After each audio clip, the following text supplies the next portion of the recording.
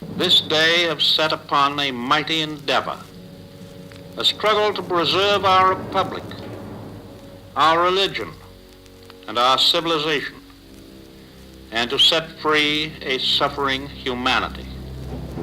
The invasion of Normandy on June 6, 1944, known as D-Day, was one of the most significant Allied operations during the Second World War. On that day, Allied forces launched a combined naval, air, and land assault on German-occupied France. The name for the amphibious landings was Operation Neptune. During the operation, ground troops landed across 5 beaches.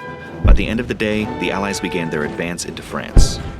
Later the same month, the Soviet Red Army began a major offensive known as Operation Bagration, eliminating an entire German army group and inflicting nearly 500,000 Axis casualties.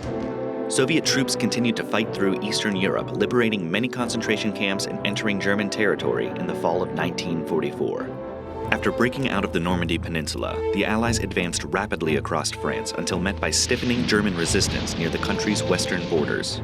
In December 1944, the Germans launched their last major offensive through the Ardennes Forest in Belgium and Luxembourg, which would be known to history as the Battle of the Bulge. By late January, Germany was incapable of stopping the advancing Allied armies, though fierce fighting continued. The Western Allies crossed the Rhine in March 1945. American and Soviet forces linked up at the Elbe River on April 25, 1945. The Soviet Red Army captured Berlin on May 2, 1945.